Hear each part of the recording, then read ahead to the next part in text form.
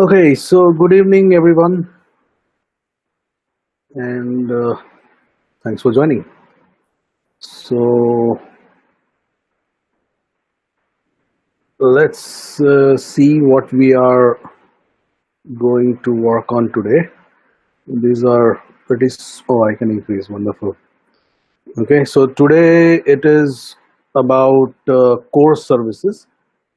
Okay, and we will look at these core AWS services, which will help you understand what is AWS uh, in effect built off. So these are the basic services of AWS and the basic building blocks in terms of when you start planning an application. Okay, so let's see what comes up.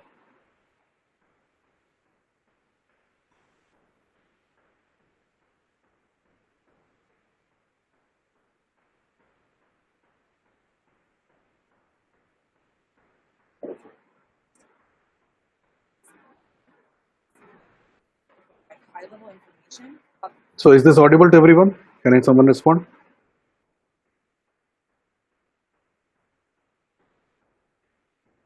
Anyone? Is this audible? Several AWS cloud core services. Yes, sir. Very low, sir. Very low. Increase the volume. Everyone, it is low. Is this low for everyone? Yes, sir. Yes, sir. You must No. watch all of the associated videos. Now? By the end of this module, you should be able to Now determine better. services on the AWS platform and their common use cases. With that, let's get started.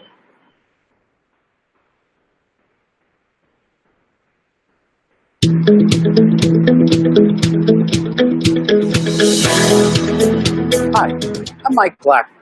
I work for AWS Training and Certification as a curriculum provider.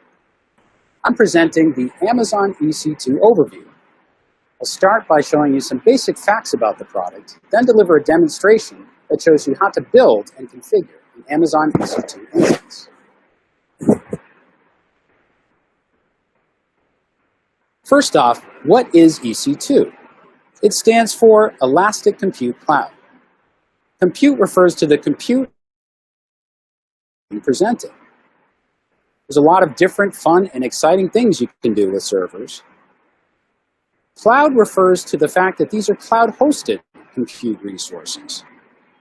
And elastic refers to the fact that if properly configured, you can increase or decrease the amount of service required by an application automatically according to the current demands on that application. But let's stop calling them servers and use the proper name of Amazon EC2 instances. Instances are pay-as-you-go. You only pay for running instances and only for the time that they're running. There's a broad selection of hardware and software and selection of where to host your instances. There's a lot more to it than just that. For more information, go to aws.amazon.com/EC2. Now I'd like to demonstrate how to build and configure an EC2 instance. During the process of that, I'd like to get into some of the detail of the topics that we've covered so far. During the demonstration, we log into the AWS console, choose a region where we're going to host our instance, launch the EC2 wizard, select the AMI, which stands for Amazon Machine Image, providing us with a software platform for our instance. Then we'll select the instance type referring to the hardware capabilities. Then we'll configure network, configure storage, and finally configure key pairs, which will allow us to connect to the instance after we launch and connect to it. I've already logged into the console. My first choice is to choose the region where the EC2 instance will be hosted. Right now it's set for Oregon, which happens to be close by. Click on the drop-down list. So I hope everyone remembers what a region is, right? Region is everywhere in the world where you can log in and launch a server. Okay, why I'm using this word launch a server specifically, you will come to know in one of the future sessions. That would be running in this program. Okay, remember, this launch a server or an instance is the right word when I say region. And I could choose from any of these other regions. I'll leave it at Oregon. On Services, EC2, and click Launch Instance. The first selection criteria is the Amazon machine image. It refers to the software load that will come with the instance once it's launched. Quick Start gives you a list of a variety of Linux and Windows servers. There's also a marketplace with third-party images, and My AMIs in case you've built some of your own. We're going to select the Amazon Linux AMI. The next screen gives us the hardware selection, called Instance Types. And we can scroll down and see a large list of things from 8-core, 32 gigs of memory, 64 cores. There's a broad variety here. We're going to go low end, just for the demonstration, and choose the T2 Micro instance type. Next, we'll choose Configure Instance Details. I do have the option to create tons of images that will share the same hardware and software build. Seems like... See, this what is seeing, that 100,000 that he has written, okay, is one of the biggest agility you have when you get onto the cloud. Okay, by the time this guy finishes, obviously I'm sure he's not going to run so many instances, but think of a program like big data, you know, like I have, let's say 1 petabyte of data that I need to process and I need to carve out a report, right? So what will I do? I'll write a program, Hadoop, Shadoop, and all those fundas that you have read is fine. End of the day, they are just logics, right? So I write a program, which typically would be a map reduce program, and a map reduce is a very simple program, you know, and so that you guys are aware when I discuss about this topic, you know, a map reduce is in effect a program which just maps a large data set. That means it loads the large data set, and then based on the logic you write, it will deduct it into a very simple output. For example, from a 1 petabyte of Twitter data, I need to find out how many times, let's say, the word Narendra Modi was talked about and how many times the word Rahul Gandhi was talked about. Okay, this is what we do in election analysis. Okay, so when people are, so what I'll do is I will, as wherever in whichever paragraph or a phrase I find the word Narendra Modi or Rahul Gandhi, I will take that phrase and I will send it into a sentiment analysis. Okay, when I do a sentiment analysis, it tells me the mood of that particular paragraph, whether it is a positive, it is neutral, or a negative mood. Okay, and it tells me this paragraph people were talking about Narendra Modi, and the person is is in a very happy mood or a neutral mood or a negative mood. Okay, similarly, these many times Rahul Gandhi has been looked at, these many times KCR has been looked at, these many times which some big guy has been looked at, and here it is, you know. So public sentiment says that Narendra Modi is famous, this much famous, Rahul Gandhi is this much famous, KCR is this much famous as Prime Minister candidate. Okay, so now imagine, and this is what I have to do. This is a simple program I have written, but I have data which is petabyte. Okay, if I run it on one large server, let's say I've taken a very large server, I've taken a 4 terabyte memory server. Okay, and I'm running that. Now when I start running it, I see that I am processing the data at the speed of 1 terabyte per day. So for 1 petabyte, it's going to take me what, 1,000 days? Okay, of course it won't be as low as 1 terabyte, but it may be 10 terabytes a day on a single server. Okay, so now what do? I have to do this calculation in parallel. Hence I come to something called Hadoop. Hadoop gives me this ability to run all this data in parallel servers, right? But then my biggest next challenge is that I calculate and I find out that I need 3,000 servers running for, if I want to do this in 1 hour or 1 day, okay, if the mathematics says that in 1 24 hours period, I am able to manage or process only 1 terabyte data, and I need 1,000 days with one server. What will I do? I will take 1,000 servers for 1 day and process it, right? So I will get my entire output in 1 day, but who will give me 1,000 servers? This is where you come to the cloud. I can get 1,000 servers on the cloud by a click of a button, by just telling here the number of instances, and 1,000 servers will get launched. Of course, you're going to pay for that. 1,000 servers running for 1 hour is equal to one server running for 1,000 hours. Okay, it's all the same. Funda is saying. Okay, so I hope you understand a little bit about what people do when they do election analysis using big data. And of course, there are many complex algorithms running around it, and that is what recently we were hearing about one American company. That in that. Okay, so that is where these things.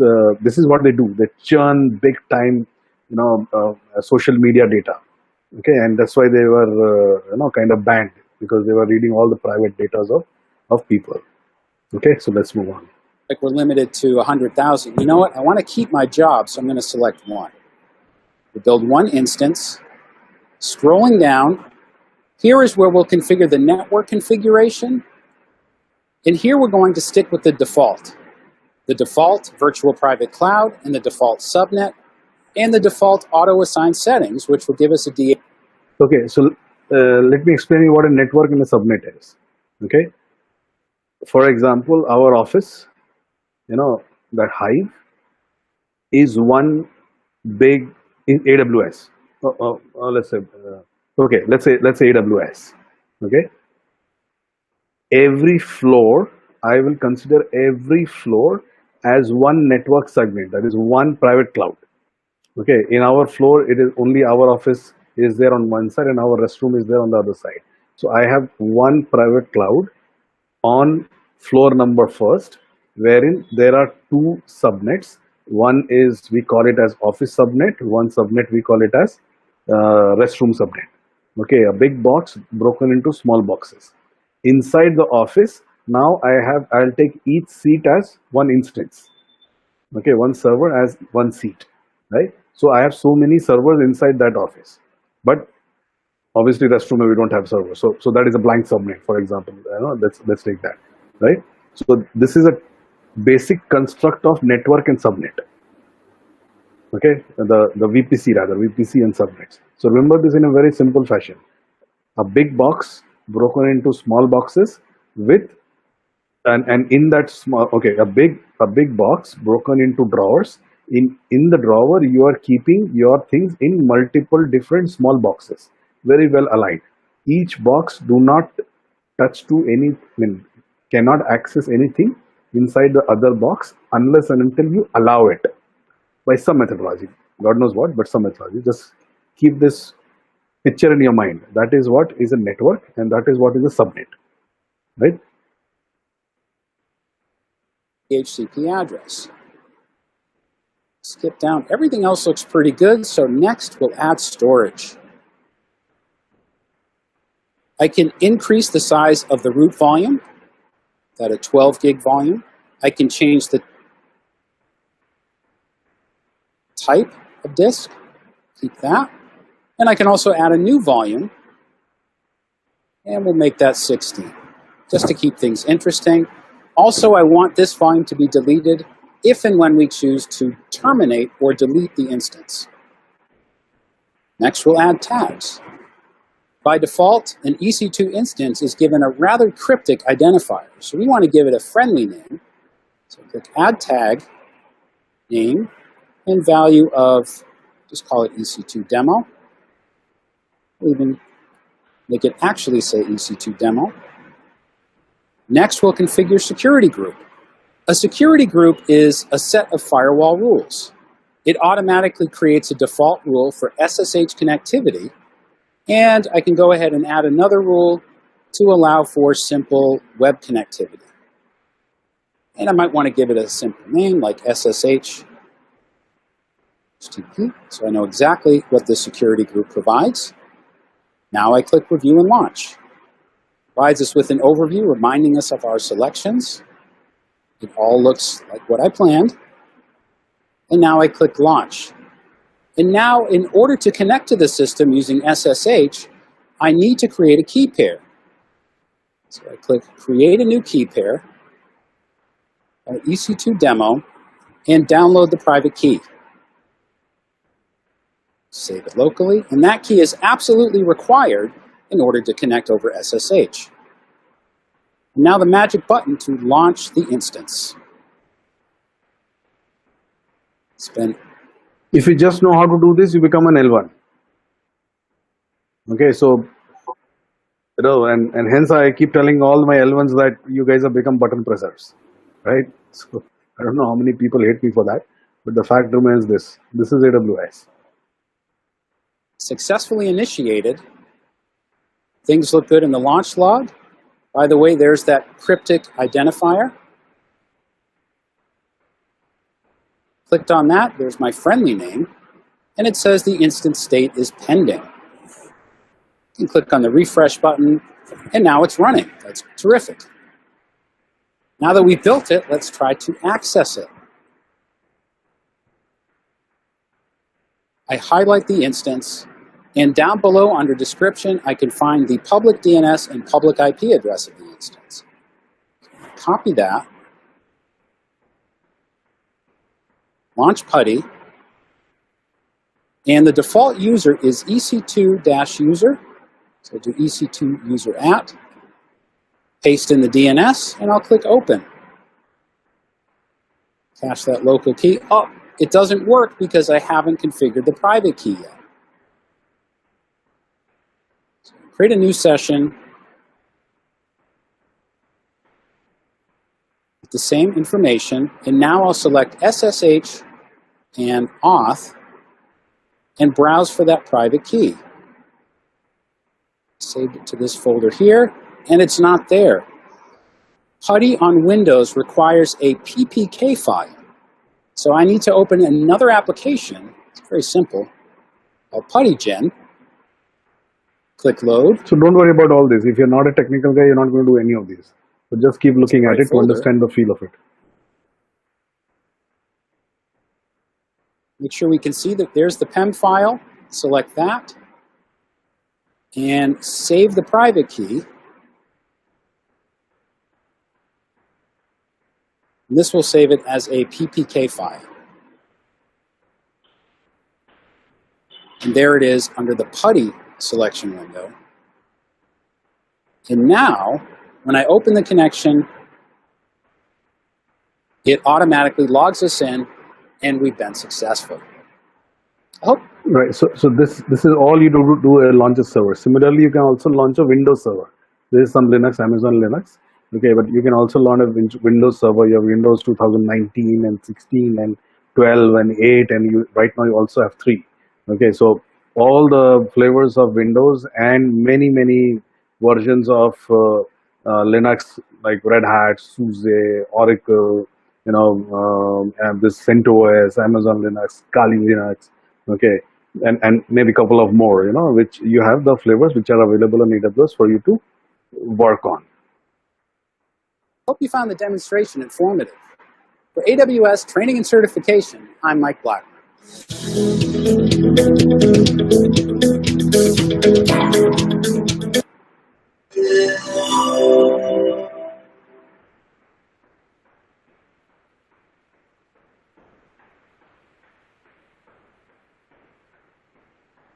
Welcome to Amazon Elastic Blog Store introductory video.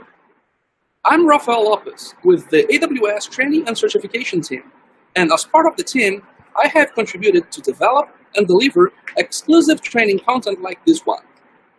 In this brief video, I will be introducing the Amazon EBS service with an overview and a demonstration. So let's get started. EBS volumes can be used as the storage unit for your EC2 instances. Okay, so this guy is fast. So let me simplify this. the disk. We all know there is a disk in a server. We have a disk. Okay, in your laptop there is a disk, right? So what now here, basically the disk in AWS is called an EBS, which is an elastic block store. Okay, just remember this, that the disk in EBS is called elastic block store. There are many different types of disk. To just give you an idea that, I mean, many different types of storage, I would say. And the storage cost on AWS starts from $2 a terabyte per month, and it ends at $114 a terabyte per month. Okay, that is the range. Beach may I have $5, I have 20, $19, I have $20, I have $25, $26.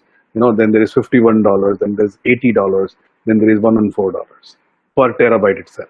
Multiple flavors. So this in this particular training, all of these will not be. I don't think they will be discussed. But of course, some small things will be discussed. So H is, you need to understand here is, we were talking about EC2. All the while we are talking about EC2 and EBS, just like your laptop. Okay, now think about it, that you have a laptop, for suppose you have a Dell, okay, or any laptop of a certain configuration of hardware, and inside that laptop there's a disk, right? What can I do? If I open the laptop, I can take the disk, and if I attach it to a similar kind of hardware on a different laptop, it will work. Okay, similarly on AWS, EC2 and EBS, the instance, that is the hardware, and the hard drive are two separate entities. Okay, eventually they both come together by networking standards, or connectivities, and then they give you something what you see as a single application console or application server, right? So this is what EBS is. Now let us see what this gentleman is saying. So whenever you think you need a disk space for your instances running on AWS, you can think about that. These volumes can be hard disks or SSD devices, and you pay as you use. So whenever you don't need a volume anymore, you can just delete it and stop paying for it. Okay, so quickly let me tell you the difference between HDD and SSD. Okay, in most of your laptops which are using right now, except for if you're using a Mac, you are running a magnetic drive. Those are the typical drives that heats up, and there is a fan. Okay, so if your laptops that you're working on has got a fan, and you have a vent from where hot air is coming out, these are all typically magnetic drives. Okay, though the reason of the heat is also to cool down the processor. Okay, but more or less ये रहता है. Okay, and if you're using a Mac from which you don't get any air out, it still heats up. Okay, you have an SSD drive. The base difference between a magnetic and an SSD is the IOPS that it can provide, the input output per second. Okay, the kind of variable is what you can check out, right? So don't worry about more details about it, but understand that if your laptop today is slow, you change your magnetic to an SSD drive, it will start running like a Mac. EBS volumes are designed for being durable and available. This means that the data in a volume is automatically replicated across multiple servers running in the availability zone. I made the comparison about EBS volumes and physical media devices like hard disks or SSDs, but it's actually much more durable than that because of the block level replication. When creating an EBS volume, you can select the type for storage that best fit your needs. You can choose between magnetic or SSD based on your performance and price requirements. It's all about choosing the right tool for the right job. So, for example, if you are running a database instance, you can configure the database to use a secondary volume for the data, which may perform faster than the volume assigned to the operating system. Or you can assign a magnetic volume for the logs because magnetic is cheaper. To provide an even higher level of data durability, Amazon EBS gives you the ability to create point-in-time snapshots of your volumes. And AWS allows you to recreate a new volume from a snapshot at any time, share snapshots, or even copy snapshots to a different AWS region for even greater disaster recovery protection. You can, for example, encrypt and share your snapshots from Virginia to Tokyo. You can also have encrypted EBS volumes at no additional cost, The encryption occurs on the EC2 side, so the data moving between the EC2 instance and the EBS volume inside AWS data centers will be encrypted in transit. As your company grows, the amount of data stored on your EBS volumes will likely also grow. EBS volumes has the ability to increase capacity and change to different types, meaning that you can change from hard disk to SSD, or increasing a 50 gigabytes volume to a 16 terabyte volume, for example. You can do these resize operations on the fly without needing to stop the instances. So let me do a demonstration to show you how fast and easy it is to create a new volume and attach that volume into an EC2 instance. Inside our AWS, two instances and the EBS volumes can be located here on the EC2 console, which you can find by clicking here in EC2 under the Compute tab.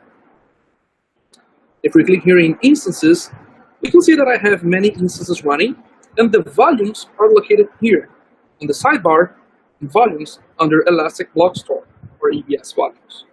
So these are the volumes that I have in my account.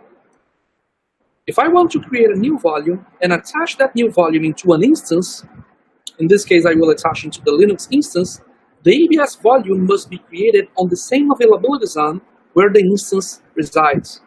So if this instance is in US East 1B, when I create the volume, I also need to create the volume in US East 1B. So let's do that. Here in Volumes, Create Volume, and here the first thing that I specify is the availability zone US East 1B, because I will want to attach this EBS volume into an instance that is running in US East 1B. Option to specify the volume type, such as magnetic or SSD. The general purpose SSD will charge me only for the amount of the size in gigabytes. If I want to create a volume that has 25 gigabytes, I just specify the 25 gigabytes here.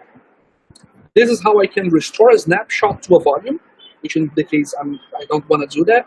And then I click on Create Volume. This is the volume ID that is being created for me. If I click on Close, I can have the option of sorting these volumes by created date, volume type, size, and we can see that this is the volume that I just created, 25 gigabytes, the volume type GP2, which is SSD. Now that... So volume is a disk. Okay. GP2 is a type of disk. So you have ST1, SC1, GP2, like that. You have different, these are technical terms of a disk, right? But in non-technical terms, these are SSD, not magnetic, magnetic or throughput optimized or cold HDD, the different kind of disks that you have. They are called volumes. That the volume is created, we want to attach that volume into an EC2 instance. So I just click here in Actions, Attach Volume, and then I specify the instance that I want to attach the volume, which in this case is Linux instance, and the device. So let's say /dev/stb. So this is exactly what I was trying to say. The instance, that is the EC2, and the volume are two separate entities. You can attach them together at any point of time, or detach. Attach.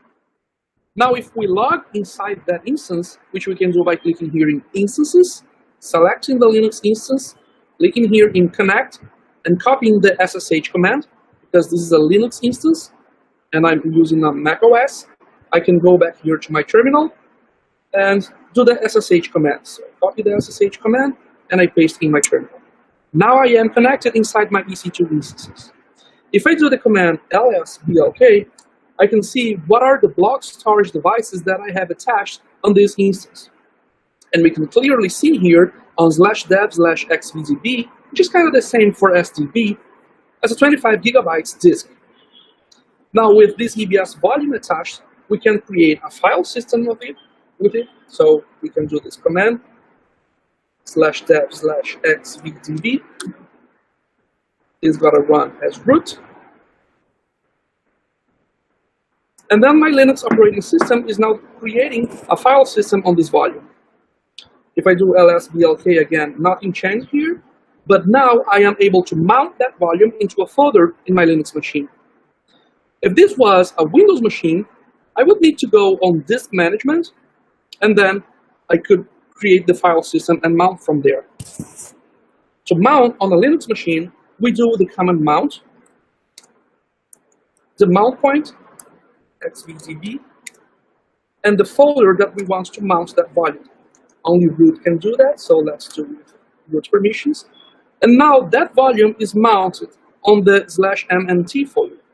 If we go So I'll skip this. with the tag key name and the tag value in the available state, you can see that this volume is now in use because it's actually being used with my instance.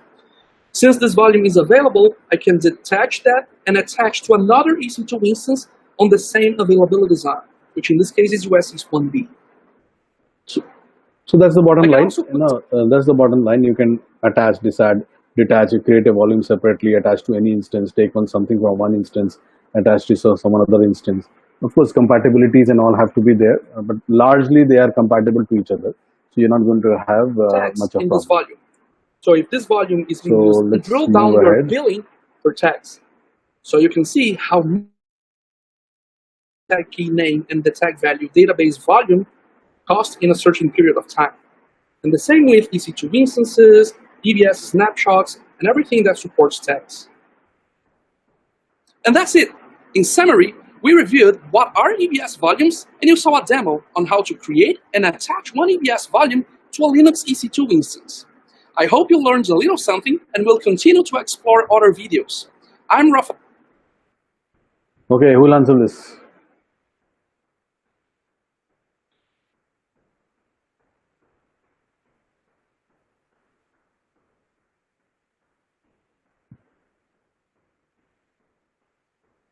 Anyone? Pay only for the capacity use. Yeah, Pay only. only for capacity. So this is multiple choice. What else? Resizable. Resizable. Okay. Yeah. Ability to have different storage. Different storage requirements. Okay.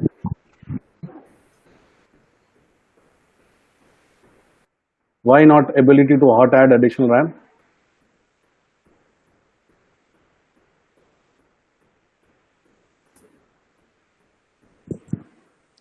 You have not selected is correct, but why have you not selected? Okay, it's basically because of this word hot. Yes. Okay, you can't do when a word hot is used in infra, that means the existing state is modified without any downtime. Okay, so yesterday I told you that I cannot add any RAM to an EC2 instance unless I bring it down. I have to stop it, change it, and then start it again. Then only I can do. I cannot do hot add. Hot add can be done on VMware. Where most of you would have heard of VMwares, VMwares and virtual machines. Okay, so there I can do a hot add. I can add a additional RAM to a running system. Okay, because everything is virtual there. So automated backups. I would love to select this because I can automate backups, but let's see if this is an option. Try, that is incorrect. Try again. Okay, let us see. So this is also incorrect. Can I do a hot add? I think so. We have to select only two. Oh, select two. Okay. Okay. So pay only for the capacity you use. Which two? I will remove this. Different storage requirements. Yes. Resizable. Yes. But this is also correct. So this is the kind of tricky things will come when you write your exam. Okay. See, gone wrong. So is it resizable? No, but I can pay for the capacity that I use. Right? So why is it not resizable? Because I cannot resize an instance without any downtime. Right? Welcome to this video about Amazon Simple Storage Service, also known as Amazon S3. Okay, so this another innovation of AWS. This was another reason. So yesterday I told you one reason, that is auto scaling. When auto scaling was introduced, it was a very revolutionary kind of feature for any kind of infra that was ever provisioned. Okay. Now AWS S3 is another first in the infra industry where AWS came out with a storage, uh, rather a storage feature, a storage type, which is endless, virtually endless. I can store 1 GB, I can store 1 TB or a PT, doesn't matter. You know, as long as I have the money to pay for it, this is not going to end. Okay, that is the bottom line of what you're going to see about this storage. It's a very important topic. S3 is one of the most important factors or most important components when we do solutioning on AWS. My name is Haywood Osman, and I'm a technical trainer with AWS. I will introduce you to Amazon S3, cover common usage scenarios, and then we'll get to see a quick demo of S3 in action. Let's begin. Amazon S3 is a fully managed storage service that provides a simple API for storing and retrieving data. This means that the data you store in S3 isn't associated with any particular server, and you don't have to manage any infrastructure yourself. You can put as many objects into S3 as you want. S3 holds trillions of objects and regularly peaks at millions of requests per second. Objects can be almost any data files, such as images, videos, or server logs. Since S3 supports objects as large as several terabytes in size, you could even store database snapshots as objects. Amazon S3 also provides low latency access to the data over the internet via HTTP or HTTPS. Okay, so understand this word object, very crucial when you work on S3. Okay, any file is an object, period. Okay, a doc file, an Excel file, a MD file, or a virus file, or exe file, or DLL file. If it is a file which is sitting on your disk, it is an object. Okay, or there's no further funda in this. Any kind of file, I can throw it into S3 and it will stay there. Right? What is the difference is that if I double click on a file on S3, it will not launch because there is no OS to it. Right? You can see the disk, like for example, you think of your USB drive. Okay, a file on USB drive only launches when you attach it to a system. Okay, when you attach the system, then you are able to browse the file and then it launches. Similarly, S3, if you want to, if you have a doc file on S3 and you want to launch it, you have to take it out of S3 and bring it out to your disk, local disk. Only then will it get launched. Otherwise, anything on S3 doesn't get launched. So you can retrieve data anytime from anywhere. You can also access S3 privately through a virtual private cloud endpoint. You get fine-grained control over who can access your data using identity and access management policies, S3 bucket policies, and even per-object access control lists. By default, none of your data is shared publicly. You can also encrypt your data in transit and choose to enable server-side encryption on your objects. Okay, so I just got that name. The company's name was Cambridge Analytica. Okay, which when I was telling you that they were the guys who were doing election campaigning and all, it got banned. Okay, the name is Cambridge Analytica. Let's take a file we want to store, such as this welcome video. First, we need a place to put it. In S3, you can create a bucket to hold your data. When we want to put this video into our bucket as an object, we need... Bucket is something what you know in normal life as folder. Think of it as a folder. To specify a key, which is just a string that can be used to retrieve the object later. A common practice is to set these strings in a way that resembles a file path. Let's put our video into S3 as an object. So the key that you are looking here, key in a way is a name of the file, full path of the file. For example, what is the full path of a file on your desktop? Suppose you have a folder called Ravi. In that you have a file. So the full path is C:/D:/Ravi/file name. The whole string is the key. Okay. The file name is welcome.mp4, but inside the bucket you have media as a folder. Inside media you have welcome.mp3. So mp4. So media/welcome.mp4, the whole thing, the entire path is a key. With the corresponding key. When you create a bucket in S3, it's associated with a particular AWS region. Whenever you store data in the bucket, it is redundantly stored across multiple AWS facilities within your selected region. The S3 service is designed to durably store your data, even in the case of concurrent data loss in two AWS facilities. S3 will automatically manage the storage. So remember this, what is this showing? That every object or a file that you store gets duplicated within the region. So if there are 3 availability zone, it will maintain a 3 copy. Okay, so let's Data listen to this loss now. in two AWS facilities. S3 will automatically manage the storage behind your bucket even as your data grows. This allows you to get started immediately and to have your data storage grow with your application needs. S3 will also scale to handle high volume of requests. You don't have to provision the storage or throughput, and you'll only be billed for what you use. You can access S3 will also scale to handle high volume of requests. Okay, what is high volume of requests? So any file that I put on S3, any file, I can available to the normal internet for the user. So I'll have a public endpoint. I can have http/s3, the entire domain / some media/welcome.mp4. Okay, the best part is that whether one guy accesses it or a million guy accesses it, S3 will have no problem. It scales within itself. So any object that you store inside S3, by default, those objects are private.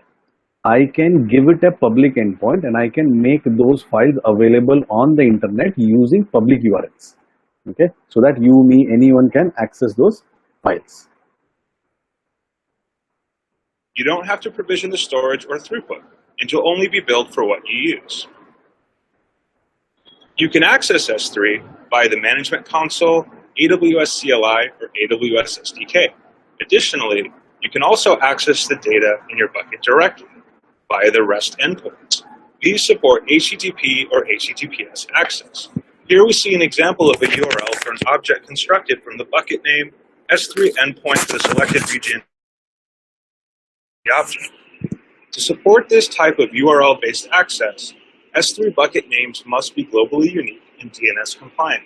Also, object keys should be using characters that are safe for URLs. This flexibility to store a virtually unlimited amount of data and access that data from anywhere makes the S3 service suitable for a wide range of scenarios. Let's look at some use cases for S3.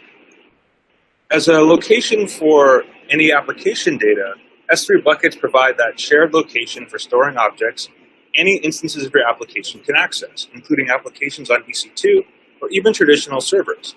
This can be useful for user-generated media files, server logs, or other files your application needs to store in a common location. Also, because the content can be fetched directly over the web, you can offload serving of that content from your application and allow clients to directly fetch the data themselves from S3. For static web hosting, S3 buckets can serve up the static contents of your website, including HTML, CSS, JavaScript, and others. Okay, so let me show you. Let's say, look at this website.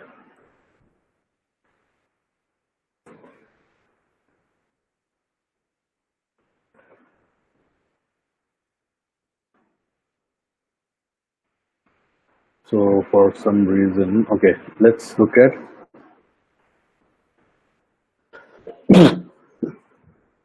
I don't know how many of you know that this is a product of Minfi. Okay, this whole website portal that you're seeing is actually running out of S3. There is no servers running behind this, no Linux, no Windows. Okay, so this is exactly what this guy is trying to say. I can do a static web hosting. You cannot do a PHP or a Java hosting. You can only do anything which is static, like HTML based or Angular based or jQuery based front-end websites you can host. Other files. The high durability of S3 makes it a good candidate to store backups of your data. For even greater availability and disaster recovery capability, S3 can even be configured to support cross-region replication. such that data put into an S3 bucket in one region can be automatically replicated to another S3 region.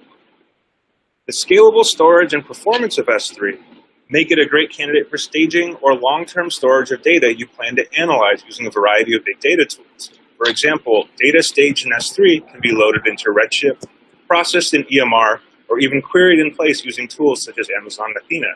You can also import or export large volumes of data into S3 using AWS import-export devices, such as Snowball.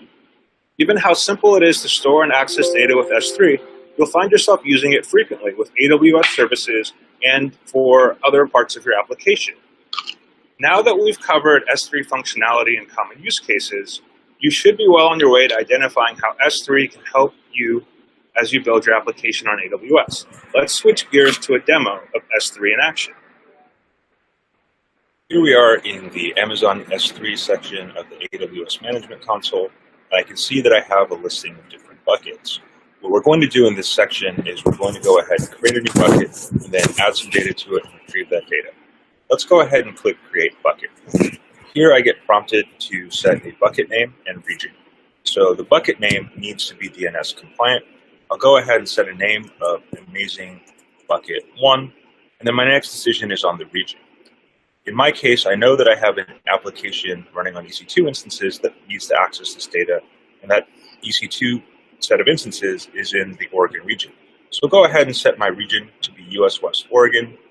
And at this point, I've made all the decisions that I need to make in order to create a bucket.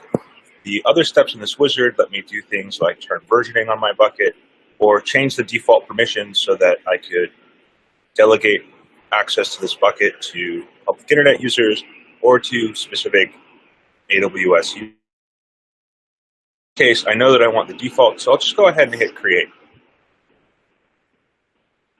Now we can see that I have a bucket. It's called Amazing Bucket 1. I'll go ahead and click on it.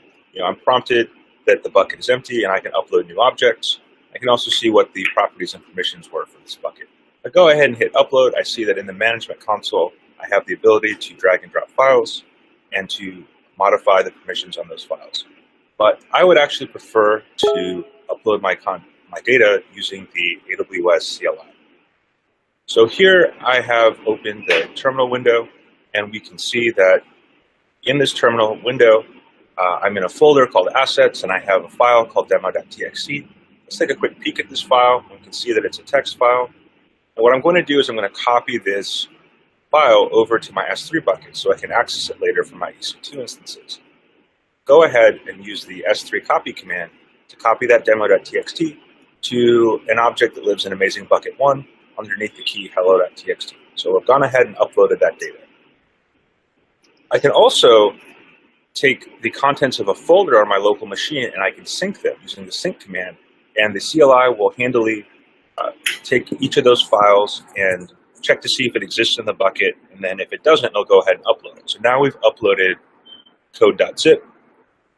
So this thing using a front end. Lakshmi manages this tool. She is the one who's currently being programming and maintaining this tool. And this guy is just doing that and random.csv using also to my console. bucket. If I go ahead now and I SSH into an EC2 instance, we can go ahead and see that this instance has been provisioned with an IAM role that gives it access to read any of the S3 buckets in my account. And let's go ahead and check to see from this EC2 instance what content is in that S3 Amazing Bucket 1. Go ahead and do an AWS S3 LS on the S3 Amazing 1 bucket, and I'll make that recursive so it'll check through all the paths. And I see that I have these 3 files. So just like before, I can do that copy command, but now I do it in reverse by specifying the bucket name first. I do a key. Skip all this. But here I have the opportunity to change hello.txt, and I can see some options. So here I have in my S3 bucket. So this is the visual of that. If you log into your console, whatever he was doing on a, that is also called a console anyways, a scripting console, you can just log into S3 and you can see all your files and your text sitting inside that. Okay. These are the same files that I saw from the covered Introduction to S3, operations on a per object basis, and I can see some of these attributes of this file. So that really covers getting started with the S3 service. In this video, we've covered an introduction to S3, some common use cases, and in our demo, we got to go hands-on with creating a bucket, copying files into our bucket, and then downloading those files from an EC2 instance.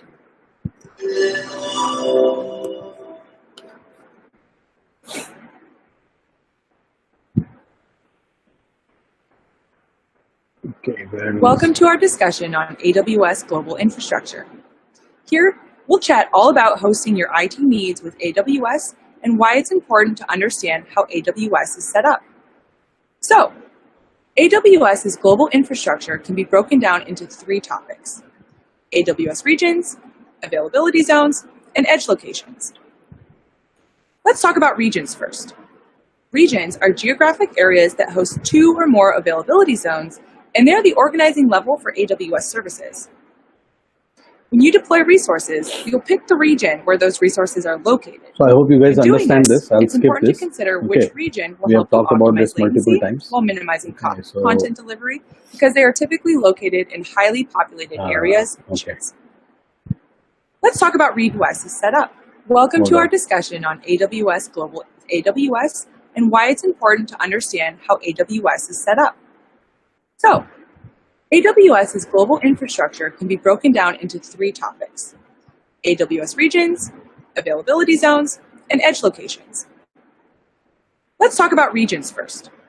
Regions are geographic that host 2 or more availability, and they're the organizing level for AWS.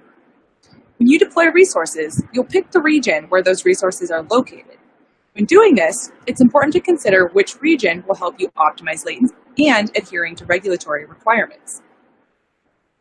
You can also deploy resources in multiple regions to better suit your business needs. For example, if your developer resources necessitate deployment in one region, but your primary customer base is in a different region. Okay, so this part is something I want you guys to listen very carefully.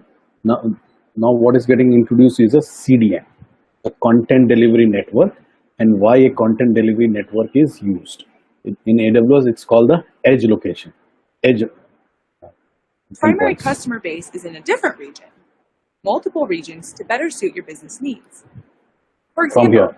if your developer resources necessitate deployment in one region, but your primary customer base is in a different region, you can deploy development assets in one region and your customer-facing solution in a different one. Or you can deploy the same resources in multiple regions, allowing you to provide a consistent experience globally, regardless of your customer's location. You will be minimizing latency and increasing agility for your organization within minutes and with minimal cost. Finally, regions are completely separate entities from one another. Resources in one region are not automatically replicated to other regions, and not all services are available in all regions, though some of the most common AWS services are available in all regions, like Amazon S3 or Amazon EC2. You can see which services are available in each region by checking the global infrastructure page seen here on the screen. Next, let's talk about availability zones. Availability zones are a collection of data centers in a specific region. Each availability zone is physically isolated from the others, but connected together by a fast, low-latency network. Each availability zone is a physically distinct, independent infrastructure. They are physically and logically separate.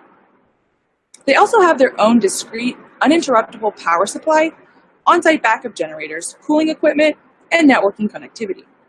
They're supplied by different grids from independent utility companies for power and are networked through multiple Tier 1 transit providers.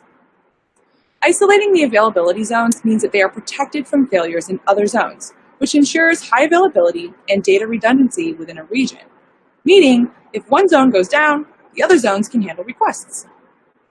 That's one reason that AWS recommends provisioning your data across multiple availability zones as a best practice. Okay, now let's cover. Okay, so in fact, this is what is the edge location. We talked about regions. In each region, there is a minimum of 2 availability zones, okay, which are discrete data centers. They have their own source of power, their own source of internet connectivity, Okay, and they both of them are connected to each other using high-speed dark fibers, this high-speed bandwidth, so that both of them can run as a single unit. Okay, two different data centers in different locations in the same region. In India, in Mumbai, we have three availability zones or data centers.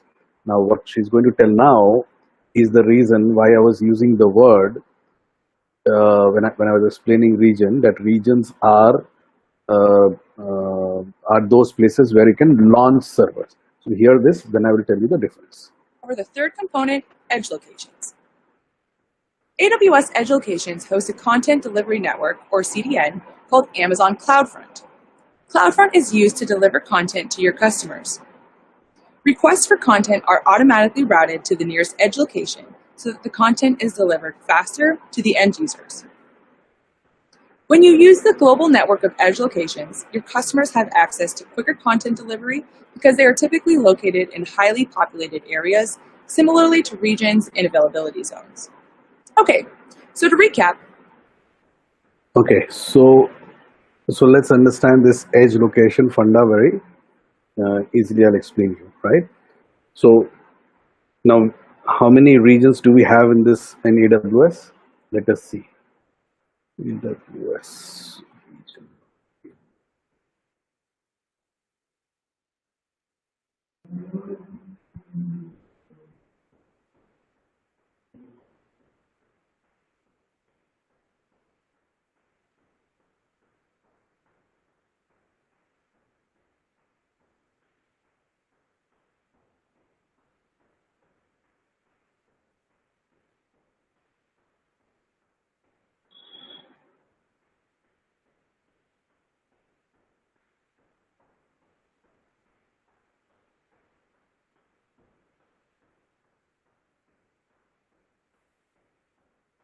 Okay, so we have, I think, almost 22 regions, okay, in AWS, but we have more than 200 edge locations, edge network locations, more than 200.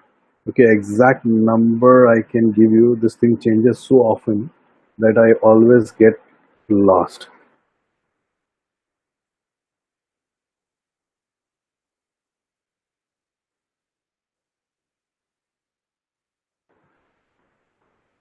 You see, 16.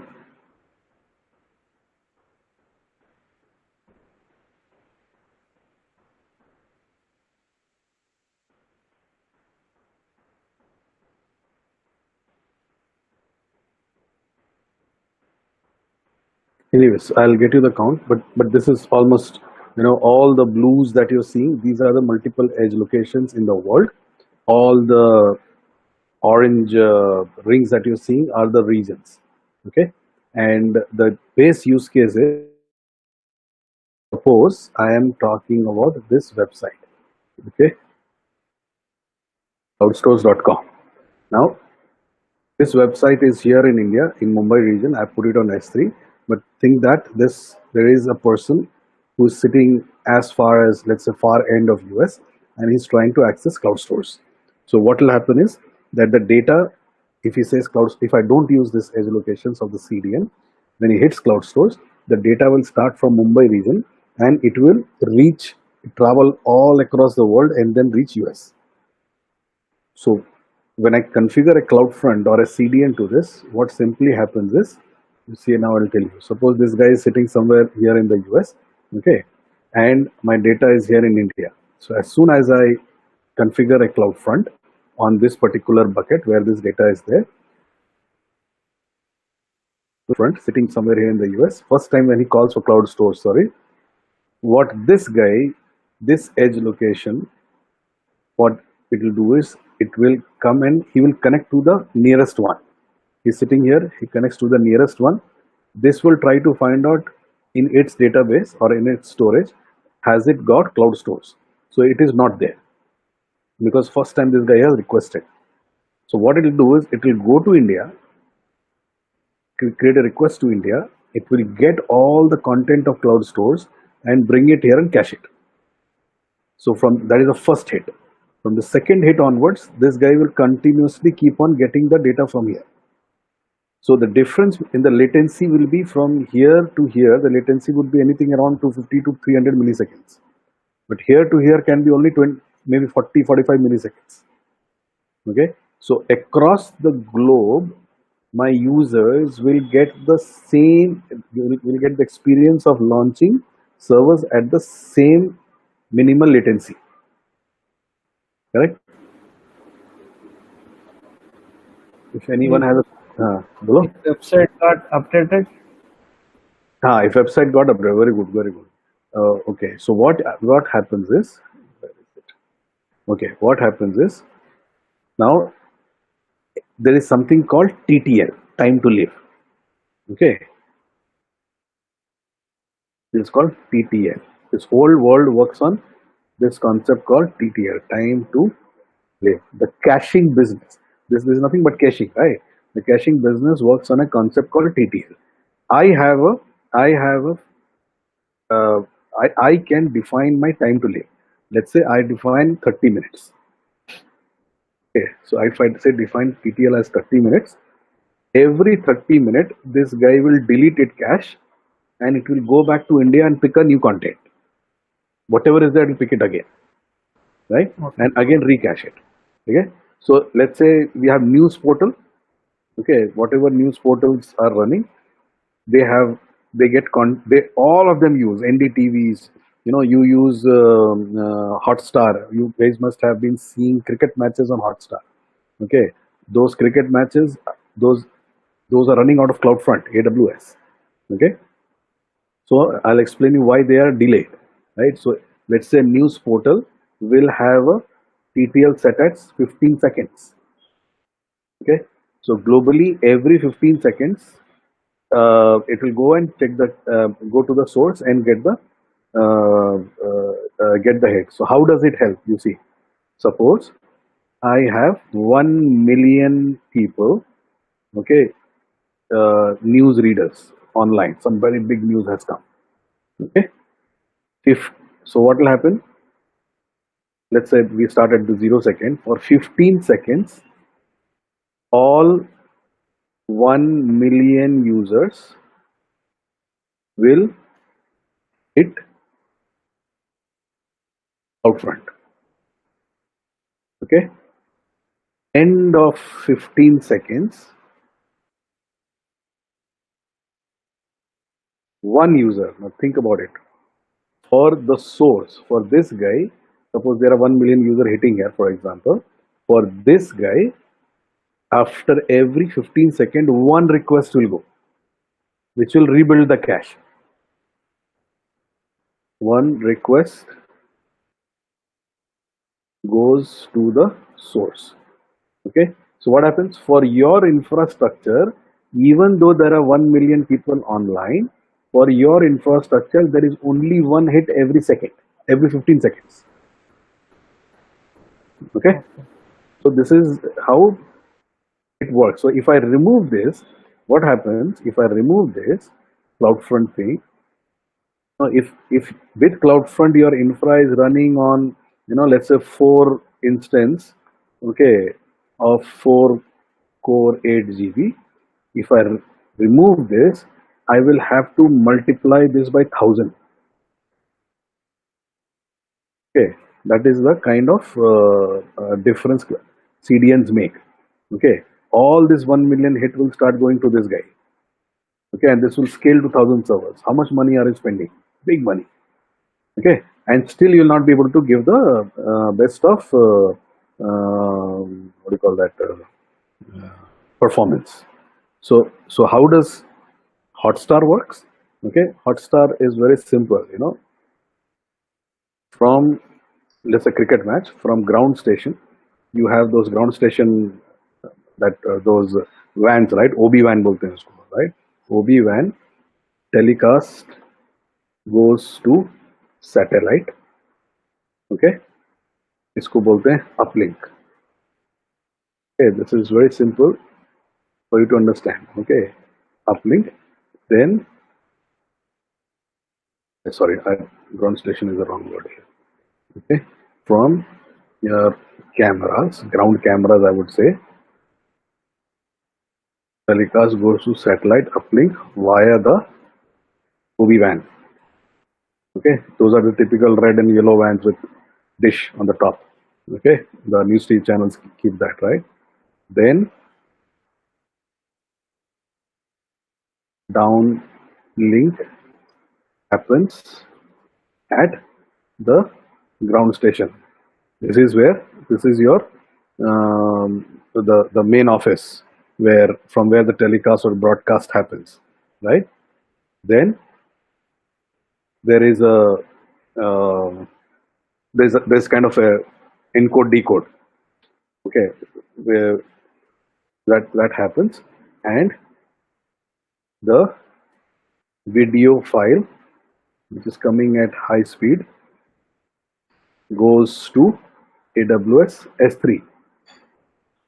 Okay, on AWS S3 you configure CloudFront with a TTL of, for example, 30 seconds. Right? So every 30 seconds, CloudFront goes and looks for new videos. Therefore, online cricket streaming is 30 seconds late. Here, I hope. Yeah, that's right. Okay, this is why you get it late. So no problem if you're not if a dad is not seeing cricket on the in the other room on Tata Sky, and you are seeing it, and this happens in my home. Like my dad sees Tata Sky, and I see everything online. So one fine evening, I was sitting with my dad watching cricket, and I was running back to my son who was watching it on live. And before he could know it was out, I used to run back and say, "Out ho gaya, out ho gaya." Okay, if you're not doing that, then there's no harm watching a match 30 seconds late. Okay, so and which obviously my son was hating about it. You know, why do you come and tell me? Who cares? Okay, so this is what CloudFront does. Okay, so we will quickly finish this as the last session today. I think this is almost over. We talked Okay. generally about AWS infrastructure, including regions, availability zones, and edge locations. For more information on the infrastructure, link on the screen. And again, I'm Kirsten Dupart with AWS Training and Certification. Thanks for watching. Okay, so this is where we'll end today with this question. Now, what is the question? Tell me. Described as multiple isolated locations within one geographic areas. Tell me. Availability zones. Super. So let us see. Right. Hello, my name is Okay, Tim so we will end today.